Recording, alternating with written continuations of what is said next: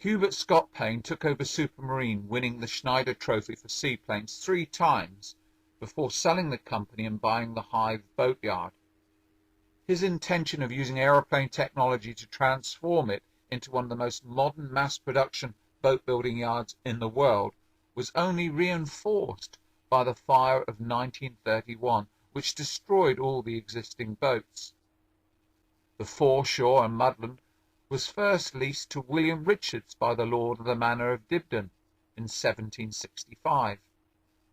By the time of the Napoleonic Wars, he had a boatyard with a dry dock and saw pit capable of building Royal Navy ships of 18 guns. During the 19th century, the British Yacht Club claimed to the area and constructed the enclosing moles, which later also proved useful to the boatyard. The unique set of pictures from the George Biddlecombe estate show how the breakwater was dredged and new jetties and quaysides added. The site was obviously prone to flooding, and care was taken to provide concrete footings for all the buildings, including the workshops. At the new boatyard, Hubert Scott Payne adopted his own apprenticeship scheme.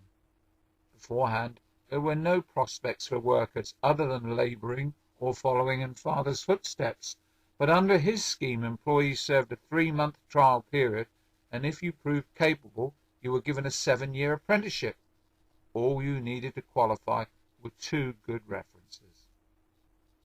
As well as providing his employees with excellent facilities, if there was any new machinery which Hubert Scott Payne thought could increase production, he would send an employee with a blank cheque to assess it and, if necessary, buy it.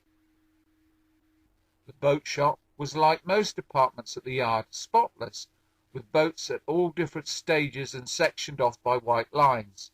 The layout gave employees the feeling of working together as a team, all doing their bit. Boats were constructed from mainly African mahogany, spruce and Canadian rock elm, spruce for durable ribs that the hull was screwed onto, and elm when bending was required.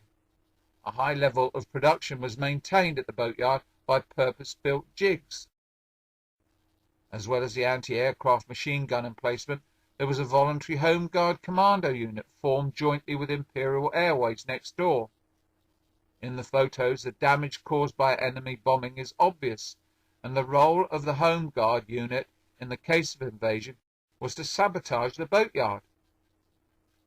Production was occasionally interrupted by air raids when employees took to the shelters in the railway yard.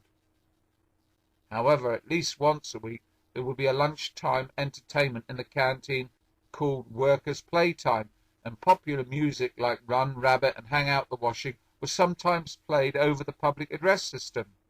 Stars from Ensa would appear, such as Jesse Matthews, Ben and B.B. Daniels, although sometimes the audience could be rowdy. The Social Welfare Committee had 2,500 members, with 800 apprentices and 1,000 women. They formed their own dance band, the Questionnaires, with an orchestra as well as a concert party.